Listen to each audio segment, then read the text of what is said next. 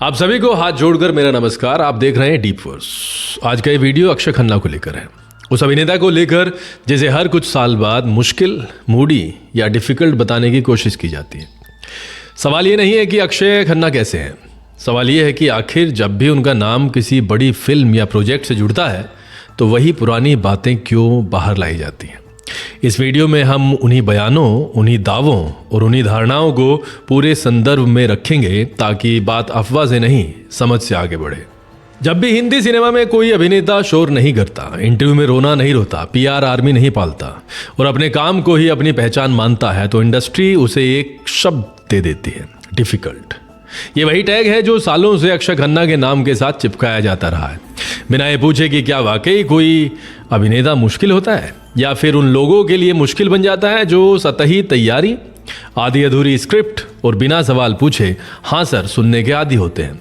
क्योंकि अक्षय खन्ना उस किस्म के कलाकार रहे हैं जिन्होंने हमेशा अपने किरदार को समझने की कोशिश की, सवाल पूछे, लॉजिक ढूंढा और सीन को सिर्फ निभाया नहीं बल्कि जिया। और यहीं से टकराव शुरू होता है। दृश्यम के दौरान भी, सेक्शन 375 के वक्त भी और अब दृश्यम 3 को लेकर चल रही फुसफुसाहटों में भी वही पुरानी स्क्रिप्ट दोहराई जा रही है। वो इंटेंस है, वो अपनी राय ज़्यादा रखते हैं, वो आसान नहीं है। लेकिन कोई ये नहीं बताता कि आसान किसके लिए नहीं है। उस लेखक के लिए जो चाहता है कि शब्द बिना सवाल के बोले जाएं, उस निर्देशक के लिए जो गहराई से ज़्यादा गति को प्राथमिकता देता है, या उस प्रोड्यूसर के लिए जो समय से ज़्यादा सुविधा देखता है। और यही वजह है कि अक्षय खन्ना के खिलाफ उठ रही नकारात्मक कहानी पूरी तस्वीर नहीं दिखाती, वो हमेशा अधूरी रहती है। क्योंकि जो पूरा सच बताता है वो आमतौर पर चुप रहता है और अक्षय खन्ना ने भी वही किया, चुप्पी चुनी, काम चुना और समय पर भरोसा रखा।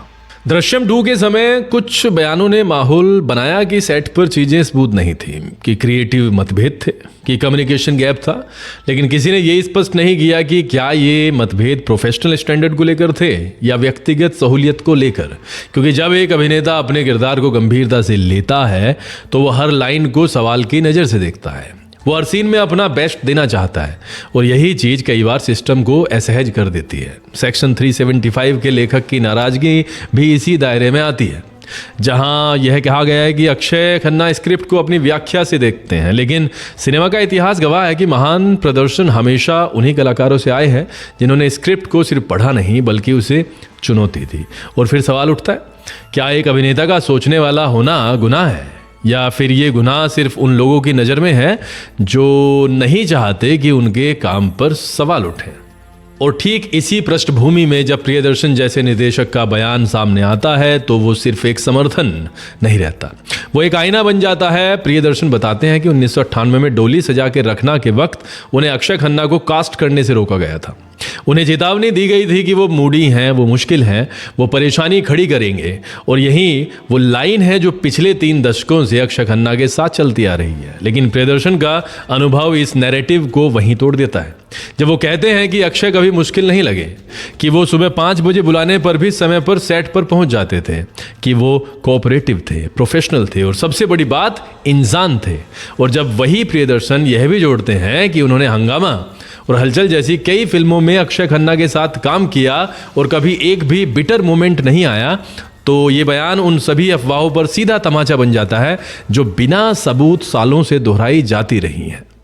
प्रियदर्शन का अक्षय खन्ना को डार्लिंग कहना कोई हल्का शब्द नहीं है, ये उस भरोसे का प्रमाण है जो सिर्फ लंबे समय तक साथ काम करने के बाद ही पैदा होता है। और ये भरोसा किसी एक फिल्म से नहीं बनता, ये कई सेट्स, कई सालों और कई क्रिएटिव संघर्षों से निकलता है। और यही वजह है कि जब आज दृश्यम 3 को लेकर अक्षय खन्ना के खिलाफ फिर से वही पुरानी फाइलें खोली जा रही हैं, तब प्रियदर्शन का बयान एक मजबूत दीवार की तरह खड़ा होता है। और यह कहने के लिए कि हर नकारात्मक कहानी सच नहीं होती और हर शांत अभिनेता कमजोर नहीं होता। यह भी गौर करने वाली बात है कि प्रियदर्शन साफ कहते हैं कि अक्षय खन्ना आलोचना से बिल्कुल प्रभावित नहीं होते। और यही बात शायद सबसे ज़्यादा चुभती है, क्योंकि आज के दौर में जहां कलाकार हर ट्रोल, हर ट्वीट और हर यूट्यूब वीडियो का जवाब देने में अपनी ऊर्जा खर्च कर देते हैं, वहाँ अक्षय खन्ना का जवाब सिर्फ काम होता है। और यही काम उनकी असली पहचान बनता है, चाहे वो तलाश हो, इत्तेफाक हो, दृश्यम 2 हो या फिर उनके पुराने किरदार। हर बार उन्होंने साबित किया है कि अभिनय शोर का मोहताज नहीं होता। और यहीं से ये सवाल उठता है कि क्या इंडस्ट्री को ऐसे कलाकारों से दिक्कत है जो सवाल पूछते हैं, जो गहराई चाहते हैं, जो अपने किरदार को सिर्फ निभाने की जगह उसे समझना चाहते हैं। क्योंकि अगर ऐसा है तो फिर डिफिकल्ट टैग एक समस्या नहीं बल्कि एक प्रमाण बन जाता है इस बात का कि अक्षय खन्ना ने कभी आसान रास्ता नहीं चुना। और शायद यही वजह है कि उनके खिलाफ उठी हर आलोचना समय के साथ फीकी पड़ जाती है, लेकिन उनके काम की गूंज बनी रहती है। जब दृश्यम 3 को लेकर अक्षय खन्ना का नाम फिर से चर्चा में आया तो कहानी किसी फिल्म से ज़्यादा उस पुराने फॉर्मूले की तरह लगने लगी जिसे बॉलीवुड ज़रूरत पड़ने पर बार बार निकालता है। पहले फुसफुसाहट, फिर सूत्रों के हवाले से, फिर कुछ पुराने बयान और आखिर में एक ऐसा नैरेटिव खड़ा कर देना जिसमें सच्चाई कम और सुविधा ज़्यादा हो। और इस बार भी वही हुआ। कुछ लोगों ने कहा कि अक्षय खन्ना सेट पर एडजस्ट नहीं करते, कुछ ने कहा कि उनका अप्रोच अलग है और कुछ ने सीधे सीधे ये इशारा दे दिया कि अगर चीज़ें मुश्किल हो रही हैं तो वजह वही है। लेकिन कोई ये नहीं बताता कि वो मुश्किलें किसके लिए हैं। क्योंकि अगर एक अभिनेता स्क्रिप्ट को गंभीरता से पढ़ता है, किरदार के मनोविज्ञान पर सवाल करता है, सीन की नैतिकता और लॉजिक पर चर्चा करता है, तो वो उन लोगों के लिए ज़रूर असहज हो जाता है जो चाहते हैं कि सब कुछ जल्दी में हो, बिना बहस के हो, बिना गहराई के पूरा हो जाए। और यहीं पर डिफ़िकल्ट शब्द सिस्टम की ढाल बन जाता है। अपनी तैयारी की कमी छुपाने की ढाल, अपने अधूरे होमवर्क की ढाल और अपनी क्रिएटिव कन्फ्यूजन की ढाल।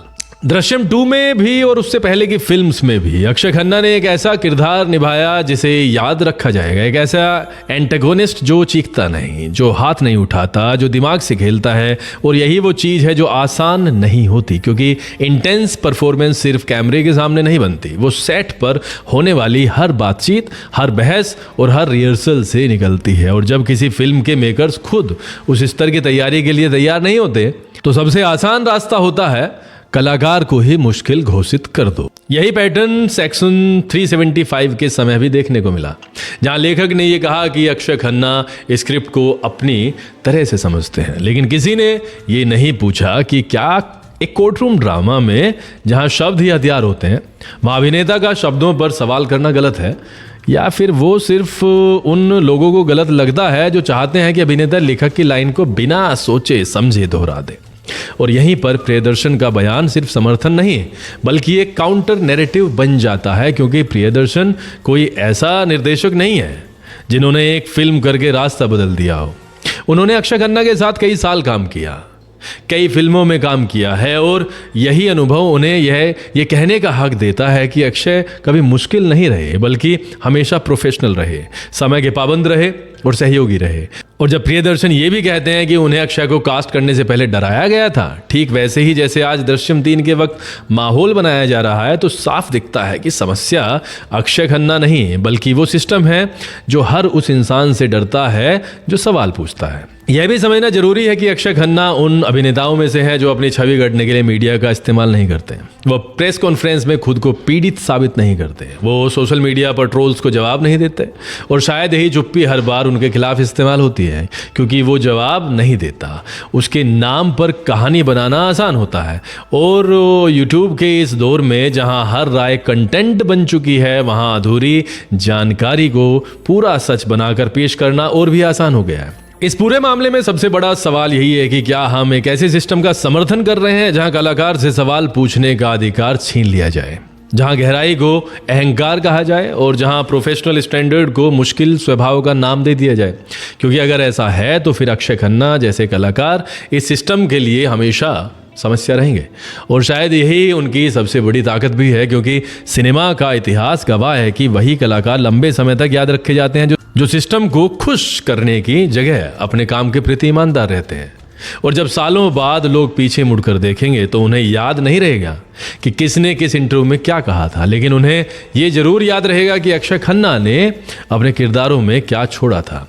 और यही वजह है कि दृश्यम 3 को लेकर चल रही हर बहस, हर आरोप और हर वीडियो से ऊपर उठकर प्रियदर्शन का बयान खड़ा होता है, यह याद दिलाने के लिए कि सिनेमा शोर से नहीं सच्चाई से बनता है, और जो कलाकार सच्चाई के साथ खड़े रहते हैं उन्हें हर दौर में डिफिकल्ट कहा जाता है, लेकिन वही कलाकार समय के साथ सही साबित होते हैं।